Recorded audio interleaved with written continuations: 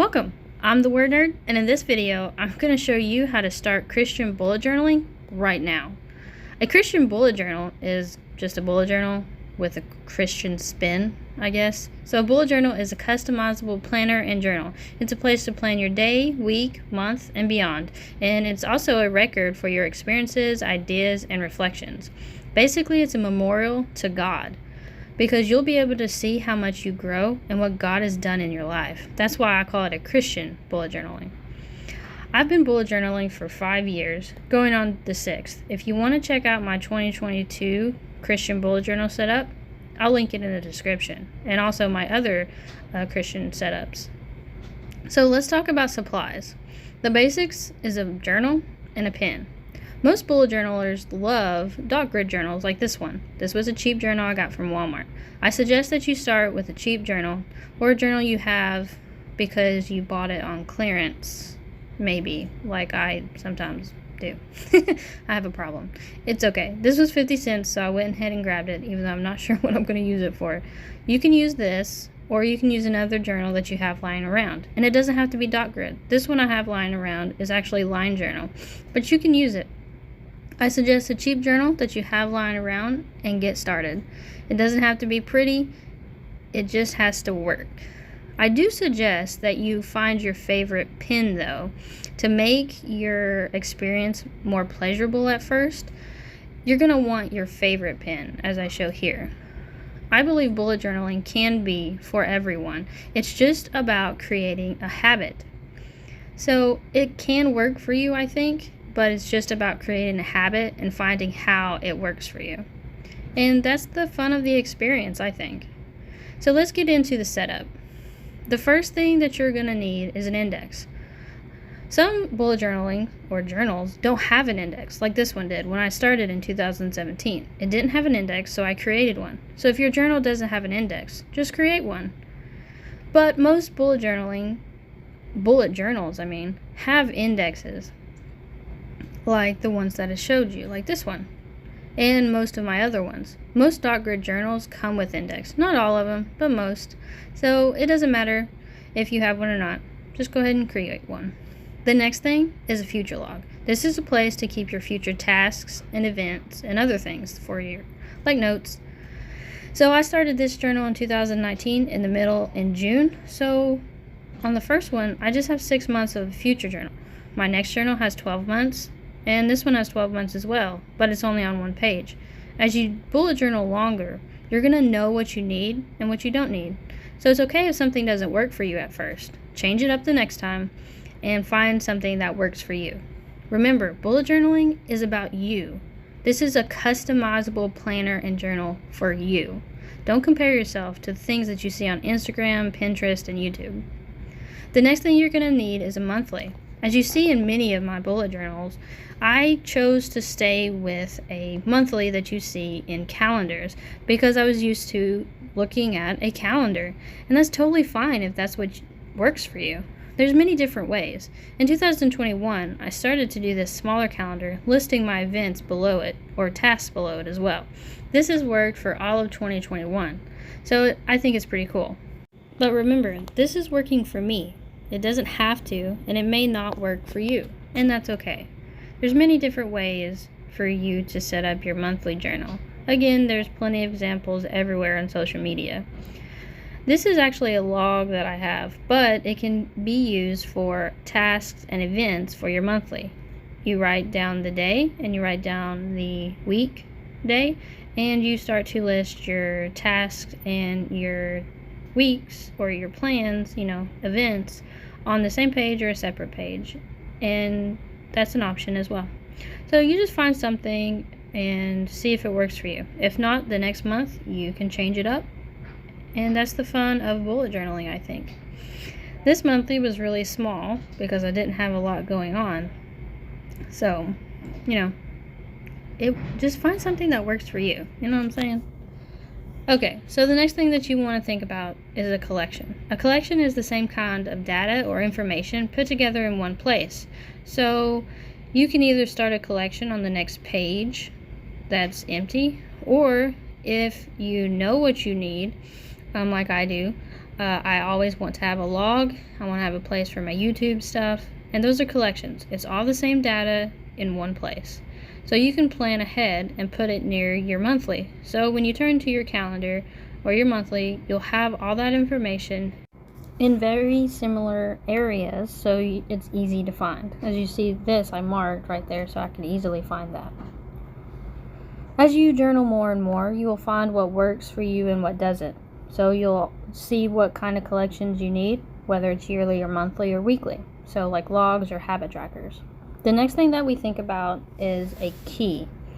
This is where the bullet journal gets its name. You have bullets or symbols that represent different thought categories. As you see, some of my keys have been overly complicated, and they've got simpler as the years have gone on. And now at the end of 2021, it's gotten even simpler. It has evolved. So the simplest key, or bullets or symbols that I've seen used, is by the creator of the bullet journal, Rado Carroll. So what he uses, and I also use these as well now, is a dot for tasks, a circle for events, and a dash for notes.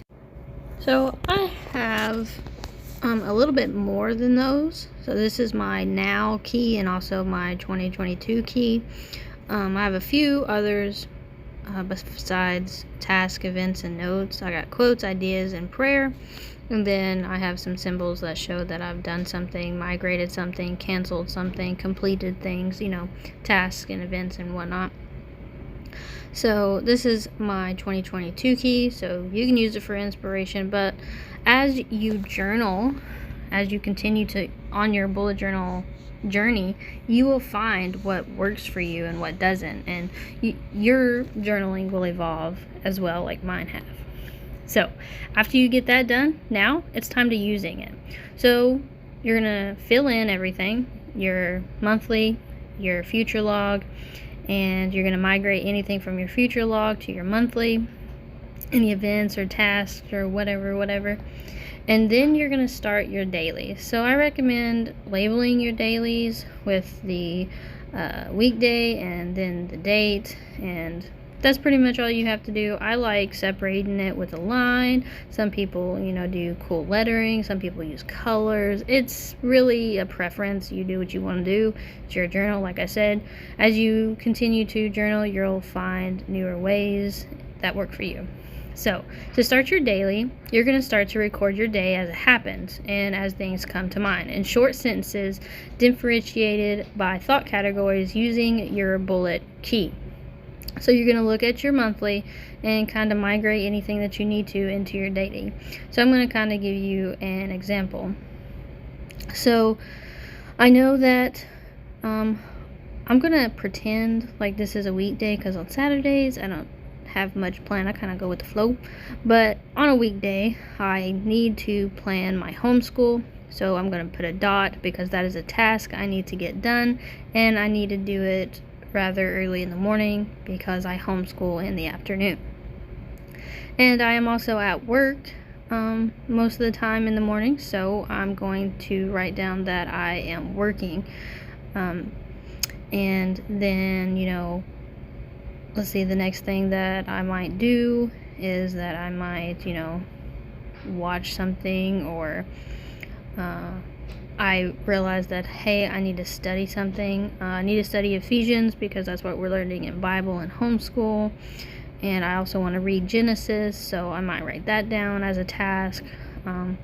Work, where I put work, I just put a dash because that's a note to show what time has been missing. And then, so like I completed homeschool planning, so I'm gonna put a check mark beside that. And then I have an event, so my daughter has tumbling on some days, so I put a circle for that event. And then I'm gonna put some notes underneath. So she had fun, she is improving in her tumbling, whatever. So whatever kind of notes that I want to put under there. And then we're gonna continue, and so then you just keep going with your day, making notes, doing tasks, whatever. So then you open your journal to the next day and do the same thing. You're gonna label And then you're going to look at the daily before and migrate anything in your daily that you need to get done that day. So I didn't get Ephesians done, so I have to do it today. So I'm going to put an arrow going forward that shows that I migrated it to the next day, and I'm going to have to do that today. Now, I also want to read Genesis. I just don't have time this week to read it, so I'm going to do an arrow backwards showing that I'm going to migrate that to my monthly. You can also migrate it to your future log if you don't want to read it in the month that you're in right now, or if you don't want to do a task in the month that you're in, put it in a future log. If it doesn't have to be done this week, this month, or whatever, it can be done kind of whenever. And then you look at your monthly and put it down, and then you'll know when you go back that you can put it in another week and put it into another day that you do have more time and you're available. And if not in that month, go to your future log and put it into a new month that you believe that you're going to have time for. And then you just continue on your way doing, to-dos, recording, I worked, or say, had a great talk with my best friend, or whatever. Now, let's say I get a great idea for homeschool. Well, I go to the next page and I write or sketch out my idea. And so I had a great idea for the armor of God. And so that's what I'm doing. I'm sketching it out. And then when you're completed with your great idea, you go and put it in your index. That way you know where your great idea is. And then you also continue to fill in your index as you go, so you can find things. And then you just continue with your dailies, and then when that page is full, turn to the next empty page, and there you go. You just keep on going. Now, this doesn't mean that you have to put every single kind of information in your bullet journal. I do a lot of verse mapping, and I have a verse map journal. I'm not going to put my verse maps in my bullet journal just for the fact that it takes up a lot of space, and I like to have all of my verse maps in one journal. So you don't have to put all your information in one journal. Like, let's say you want to, you're big at cooking and you need recipes. You're not going to put it in your journal because that would be very difficult to flip to every single page, even though you could do that. You want to keep it maybe in a separate journal or on index cards in your kitchen. Same thing with my bullet journal or my, verse mapping journal. I have all my verse maps. I can quickly look through them and whatever. So I hope this helped you to understand how to bullet journal and start today, and I hope you enjoyed. And yeah, that's about it. So starting in 2022, if you check out my setup video for my Christian bullet journal, it is actually going to be digital, and I'll be journaling in my on my Samsung tablet. So I'm super excited about that. But yeah, so hope you enjoy, and I'll see you in the next one. Remember, God loves you and He's always with you. God bless.